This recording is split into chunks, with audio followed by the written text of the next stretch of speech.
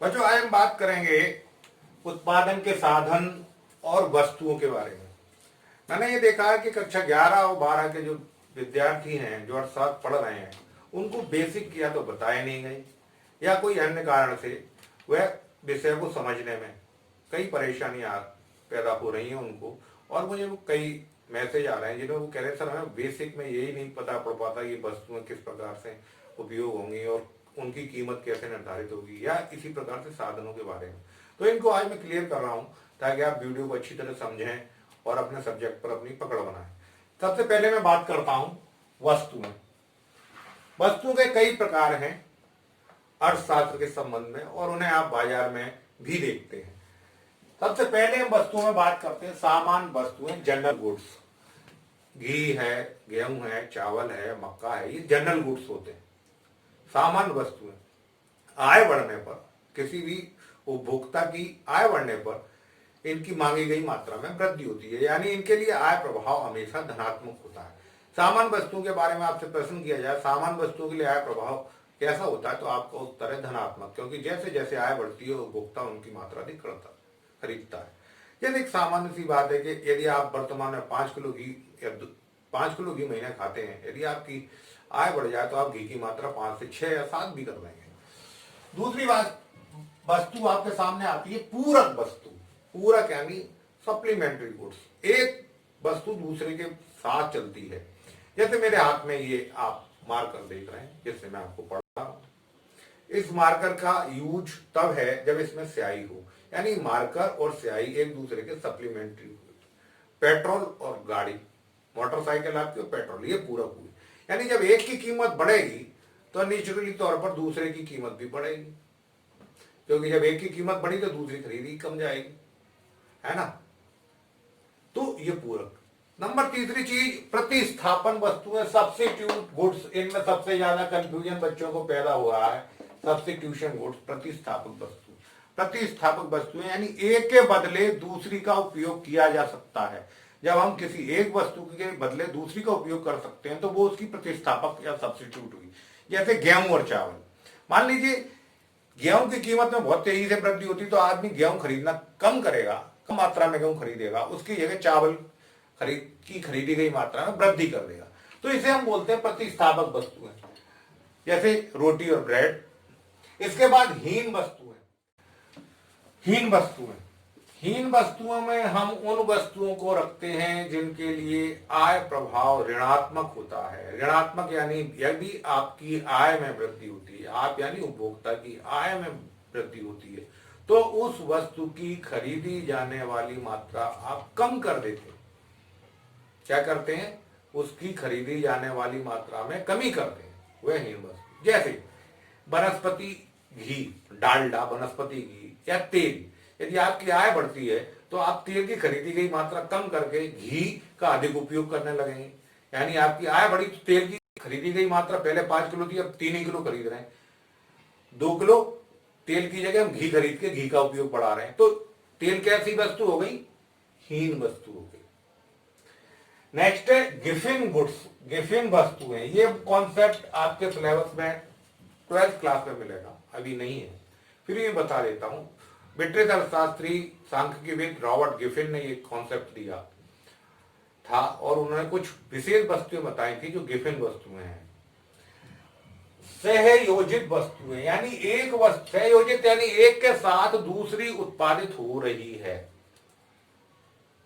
तो एक के साथ दूसरी की कीमत अपने आप बन जाती है। जैसे रुई, कपास का उत्पादन होते देखा है आपने। कपास के साथ कपास के अंदर का बीज, बिनौले भी अपने आप उत्पन्न हो रहे हैं, हमने उत्पन्न नहीं किया।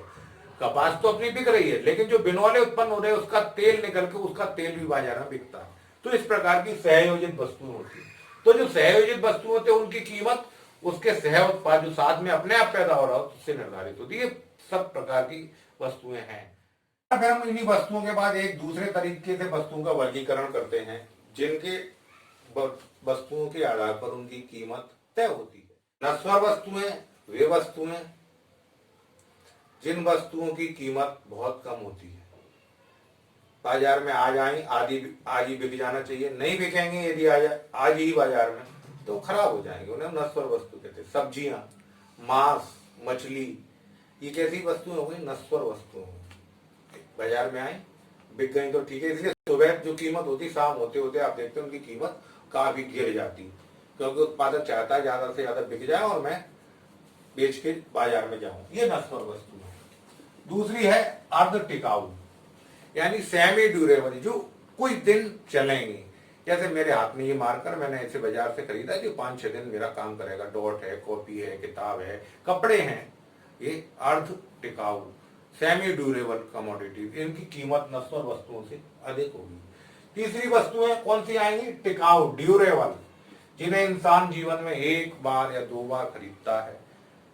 जैसे मकान, कैसी वस्तु हो गई? टिकाऊ, ड्यूरेबल। आज एक इंसान अपने जीवन में 1 बार मकान बना पाता है। ये बात नहीं है कि वो 2 बनाए, 3 बनाए, 4 बनाए, लेकिन एक मकान 1 बार बनाता है तो वो कम से कम अपनी जिंदगी में तो उसको दोबारा नहीं बनाना पड़ता ना। उसको 1 बार बनाया मकान उसका चलता रहता है। तो ये इस तरह वस्तुओं का वर्गीकरण करेंगे। दूसरी तरीके, उत्पादन के साधन। किसके साधन? उत्पादन के। सामान्य तौर पर अर्थव्यवस्था में जब आप पढ़ेंगे, आपके सिलेबस में व्यष्टि अर्थशास्त्र जो विषय है उसमें आप उत्पादन के साधनों की कीमत का निर्धारण करेंगे। प्रोफेसर मार्शल ने उत्पादन के 5 साधन बताए जो वर्तमान में प्रचलित माने जाते हैं। सभी अर्थशास्त्रियों द्वारा उत्पादन के ये साधन स्वीकार किए जाते हैं। सबसे पहला उत्पादन का साधन भूमि। किसी भी वस्तु का आपको उत्पादन करना है तो कहीं ना कोई ना कोई जगह की आवश्यकता पड़ेगी। चाहे आपको खेती करनी हो, चाहे उद्योग लगाना हो, चाहे आपको ऑफिस खोलना हो, भूमि की प्रथम आवश्यकता। तो जब आप भूमि खरीदेंगे, परचेज करेंगे या किराए पे लेंगे, तो भूमि को आपको भूमि के उपयोग के बदले, जब उत्पादन किसी साधन का उपयोग करेंगे तो उसके उपयोग के बदले में उसे कुछ प्रदान करना पड़ेगा, देना पड़ेगा। तो भूमि को उपयोग के बदले हम उसे क्या देंगे? लगान। दूसरी चीज, जब आप उत्पादन करेंगे तो उसमें आपको श्रम यानी मजदूर की आवश्यकता पड़ेगी। मजदूर के लिए आप उसको मजदूर से काम कराएंगे तो उसको क्या देंगे? मजदूरी। तीसरी चीज पूंजी। आप उत्पादन करेंगे तो आपको कुछ ना कुछ पूंजी निवेश करनी पड़ेगी, उत्पादन के लिए लगानी पड़ेगी। बिना पूंजी के उत्पादन नहीं होता। तो पूंजी जब आप बाजार से लेंगे तो आपको पूंजी के बदले ब्याज। ये 3 चीजें हो गई, लगान, मजदूरी और ब्याज। ये आपको देना पड़ेगा। किसके लिए? भूमि के लिए, श्रम के लिए और पूंजी के लिए। 3 चीजें आपने दे दी। अब इन 3 चीजों को देने के बाद इन 3 चीजों को जो इकट्ठा करेगा, आपको उत्पादन करना है, एक उत्पादक इनको इकट्ठा करेगा। तो क्या करेगा उत्पादक? इनको इकट्ठा करने को क्या कहेंगे? संगठन। तीनों चीजों को इकट्ठा किया, संगठन। अब जो संगठन बनाने वाला व्यक्ति है उसमें साहस होना चाहिए। हर व्यक्ति, भाई घाटा भी हो सकता है, फायदा भी हो सकता है, तो हर व्यक्ति तो नहीं कर सकता। तो संगठन के बाद जिसमें साहस होगा वही करेगा, यानी उद्योगपति या साहस। साहस यानी संगठन करता, संगठन करता जिसने किया, संगठन जिसने बनाया। अब इन तीनों को तो उसने जो भी उत्पादन हुआ लगान दे दिया, भूमि के लिए, श्रम के लिए मजदूरी दे दी, पूंजी के लिए ब्याज दे दिया। अब संगठन और साहस को क्या मिलेगा? जो संगठन और साहस को मिलेगा यदि उत्पादन में उसे लाभ होता है तो ये संगठन साहस को मिलेगा। नेक्स्ट बात करेंगे उत्पादन के साधनों को। प्रोफेसर वॉन बीजर, जो ऑस्ट्रेलियन अर्थशास्त्री वॉन बीजर थे, उन्होंने उत्पादन के साधनों को 2 पार्ट में बांट दिया। ये क्लासिफिकेशन आपको पढ़ना पड़ेगा, विशिष्ट और अवशिष्ट, स्पेसिफिक, नॉन स्पेसिफिक। विशिष्ट, स्पेसिफिक। स्पेसिफिक में क्या आया? स्पेसिफिक को समझ लीजिए, उत्पादन के वह साधन जिनका केवल एक ही उपयोग या यूज होता है। उत्पादन के वे साधन जिनका केवल एक यूज होता है उन्हें हम विशिष्ट साधन कहेंगे। फॉर एग्जाम्पल देखें, रेल का इंजन। आप जानते हैं रेल का इंजन केवल रेल खींचने के काम आएगा, उसको आप सड़क पे तो नहीं चला सकते या अन्य किसी कार्य में तो उपयोग नहीं कर सकते, तो वो क्या हो गया? विशिष्ट, यानी एक उपयोग वाला साधन, यानी विशिष्ट साधन उत्पादन के। जब जो विशिष्ट साधन है कॉन्सेप्ट में बताते हैं कि वो उसकी हस्तांतरण आय, किसकी? इस विशिष्ट साधन की हस्तांतरण आय, ट्रांसफर इनकम कितनी होती है? 0। 0 इसलिए क्योंकि उसका केवल एक यूज है, दूसरा अगर उस यूज में नहीं आ रहा तो खड़ा ही रहेगा वो, उससे हमें कोई आय प्राप्त नहीं होगी। इसलिए विशिष्ट साधन कौन से साधन, जिनका केवल एक ही यूज होता है अथवा जिनकी हस्तांतरण आय ट्रांसफर इनकम जीरो होती है। दूसरे साधन अवशिष्ट साधन, जिनके बहुत सारे यूज होते हैं, यदि एक यूज में नहीं आ रहा दूसरे यूज में ले लेंगे, दूसरे के अलावा तीसरे यूज में आ सकता है। जैसे आप बिजली, कोयला, पानी, ये क्या है, अवशिष्ट है। बिजली से आप पंखा भी चला सकते हैं, बल्ब भी चला सकते हैं, माइक्रोवेव ओवन चला सकते हैं, खाना बना सकते हैं, उद्योगों में भी यूज हो रही, घरों में भी यूज हो रही, कृषि में भी यूज हो रही। तो कई साधन है, जहां जैसी जरूरत हो उसका प्रयोग हम कर लेंगे, वो अवशिष्ट होगा। यानी इसकी हस्तांतरण आय ट्रांसफर इनकम होगी। इसकी ट्रांसफर इनकम इसलिए होगी कि यहां पर उसे 5 रुपए में बिक रही है, अगर ये यूज नहीं कर रहा तो 4 रुपए में दूसरी जगह बिक जाएगी, 3 रुपए में तीसरी जगह बिक जाएगी। यानी उसकी ट्रांसफर इनकम हुई ना, हस्तांतरण आय कुछ ना कुछ हुई, तो वो साधन अवशिष्ट साधन।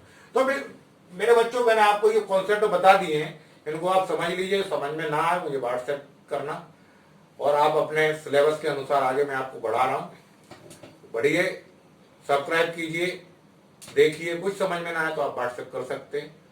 ठीक, आपको बुक्स मिल चुकी हैं, जिनके पास बुक्स नहीं है वो बुक्स अवेलेबल कर लें और इसके साथ बढ़ें। अभी आपकी ऑनलाइन क्लासेस चलेंगी और मैं आपको इसी के बाद इन्हीं से ऑनलाइन ही आपको टेस्ट पेपर कराने वाला हूं, जो लगभग 15-16 अगस्त से आपके मैं शुरू कर दूंगा, ताकि आपकी अपना सब्जेक्ट में पकड़ अच्छी बने और आप अच्छे नंबर लेके अपना पासिंग रिजल्ट लाएं।